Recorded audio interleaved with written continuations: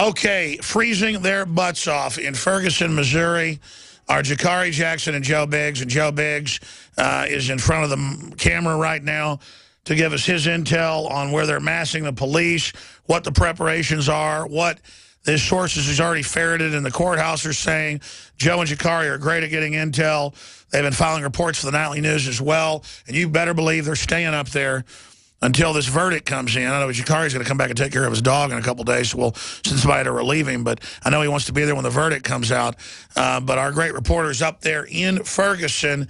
And so go ahead first, Joe Biggs. What have you learned since we talked 24 hours ago here on the syndicated transmission? Joe Biggs, Infowars.com. Right now I'm standing outside of the Justice Center in Clayton. Now, so far what I've heard is today the grand jury is supposed to convene, and tomorrow as well. We know that the police buildup has definitely, been larger over the past few days. The larger mainstream media news areas like CNN, CBS, Dateline, all that, they are here now set up waiting on the grand jury decision. So it seems like everyone's starting to get hyped up. The buildup is getting here. We were in Ferguson earlier on the streets of West Florissant, talking to some people as well. Everyone's starting to brace themselves for the verdict thus far.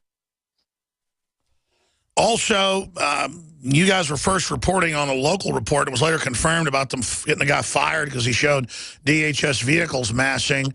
I know you went and investigated some other areas where sources told you they were building up. What did you find?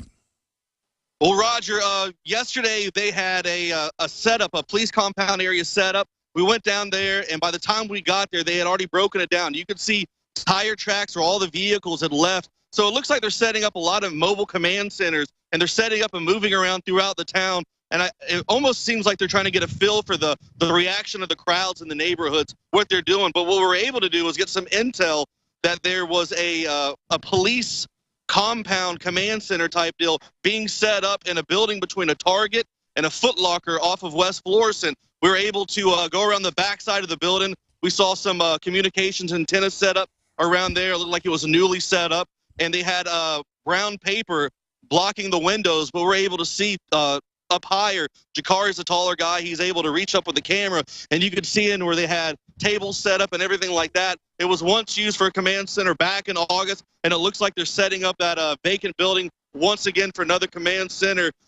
Everyone's ready to brace for the worst just in case it comes to that point.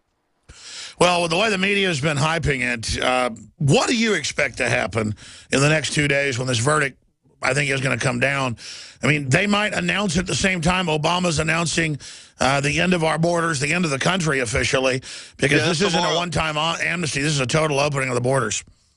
Yeah, that's supposed to be tomorrow, if I'm not mistaken. That's right, tomorrow night. So, yeah. So, I mean, it's a very good chance that they could use that as a cover as well. Wait on that to be released, get a lot of people's attention pulled on that, and then have the Ferguson issue pop off as well, where the, once we saw back in August, police pointing sniper rifles at people, massive chaos, flashbangs, tear gas, chasing people, stripping people of their liberties, martial law. Hopefully it doesn't get to that point again, but, we've talked to a lot of the locals in the area, and a very, very small percentage of people think nothing will happen. I would say the masses believe that there will once again be riots, but I was pretty shocked. They think that most of the anger is going to be pushing more towards this Clayton area, because this is where all the buildings, this is where all the politicians work who make the decisions for what goes on in Ferguson. So they're directing a lot of anger towards this town, and Clayton is a town that people are suspecting is going to be heavily hit by rioters, protesters, anarchists, provocateurs, and things of that sort. That's right. That's the county seat. So they're not expecting it so much to be in Ferguson as they're expecting it to be in the county seat town. And yes, and they're saying that's because people are more well organized. They're saying that because of, in August, they weren't as prepared, and the people just lashed out in anger, and there was nobody in control of the protests whatsoever. But based off of the feel that I've got from the people I've talked to, these groups, these protesters, they're a lot more organized. They have leaders. They've been planning for months on end, and this is where they're planning on coming to and doing their demonstrations at. And sure, who knows? Just well, also, you found a lot of those Facebook and Twitters where they're calling for going to cops' houses. That's national news today. and attacking people. You ought to go do a report showing all these sites calling for violence for weeks that aren't getting in trouble. That, for me, Joe, that's real evidence that they want this to get out of hand, because you have a right to free speech all day long, and I'll fight for your right. I'm a big First Amendment advocate. Everybody knows that. But when you start randomly saying target some police officer's family, or you say you're going to burn down the county seat of the Justice Center, as they now call it, you know, when you say that, you're organizing. I think these people aren't getting in trouble because I bet money they're federal informants or federal assets, like we've seen 9 out of 10. It's actually like 99 out of 100. The New York Times, he was forced to report, of where the FBI and others under this Justice Department go out and actually create whole cloth the groups and then lead them with Molotov cocktails, you name it. And just like you found Molotov cocktails, tried to tell the cops they didn't want to know, same ones they were showing in the press conference the day before. This thing stinks to high heaven. I wonder if the rank-and-file cop knows that there's some provocateuring going on. I know some of the cops have told you off video that they do think that's happening. Yes, indeed. You know, another concern that I've heard amongst the citizens, but a lot of the chatter I'm hearing from anarchist groups, activists coming in from California, they're hearing that the biggest threat for the area is that people are going to try and shut down the power grid here. They're thinking that's the number one priority. Yeah, that's terrorists right there. People can freeze to death doing that. They want to shut down the power grid first, and then from there hit their other targets as well, because it'll be a lot easier. Security systems will be down, you know. So that's the biggest fear, is a power grid shutdown here in Clayton, throughout Ferguson. Man, Joe, listen, you're getting all this incredible intel. Go do special reports on that in front of a power plant or a power station. Go ask people if they're worried about them shutting the power off. That's your headline right there. You know, provocateurs, threaten to target Ferguson power grid or Missouri power grid. I mean, that's huge. That's everything I found out just since I've woken up this morning. So I'm just trying to. Well, no. You're doing an amazing job with Jakari. I'm just saying, get all these out in little reports. We'll write articles about it. Show where they're making these threats. That'll put heat on the police that aren't part of this to go stop them. Because yes. I mean, obviously, folks.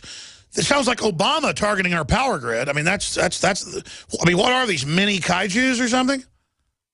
Yeah, it's amazing the amount of outside people who are coming here to start chaos in a town that they don't even have to live in. A lot of them are going to pack their bags up. They're going to go home somewhere else where they don't have to worry about their power being out, where everything is going to work fine. You know, so it's funny that these people come in here and they're literally making these people suffer. And then they're going to go back home to a nice, cush, warm apartment, house, whatever, and not have to worry about it or not have to suffer like all these people are trying to cause suffering here in Clayton and Ferguson. Well, let's expand on that. Well, anarchist, go ahead. Well, from what I'm hearing, the reason they're trying to avoid Ferguson is because why do they want to hurt more people like themselves? They say they're planning on coming south. The South End is the more predominantly, from what I've been told, white neighborhoods, things like that. So we should get George Norrie on for 10, 15 minutes. I know he's busy tomorrow to talk about this, because George Norrie lives south of there. And, I mean, that is just insane. I mean, I don't care what color you are. A mob of folks come to burn down my house, you're going to get some big problems. And well, Jakari Jackson did a man on the street earlier. We maybe spoke to people for 45 minutes because it finally warmed up today. He'll have more information on the people he talked to, but he asked people what they think about that, if they're worried about, the sale of guns going up, things like that. So he can bring that information to you in the next segment as well. Good. Well, let me just say this. The Justice Department's been caught provocateuring in the Trayvon Martin. They've been caught provocateuring here. And I'm telling you, when you hear the word anarchist, they're all a bunch of Democratic Party trust fund kids. I've gone up against them that have punched me, hit me, death threatened me in Austin, in Denver, in L.A., in San Francisco, in Monterey, in New York. I mean, they come out of their way to mess with us because they want to confuse the public and not call themselves communist. Well, the pesky group that's here right now, once again, is the RevCom, the Revolutionary Communist Party out of Chicago. They've kept people here thus far. Those are the ones that on days 1, 2, and 3 were in Ferguson back in August. Jakari Jackson. Yeah, I want you to get in their face. I mean, you're always I saw them get Molotov cocktails.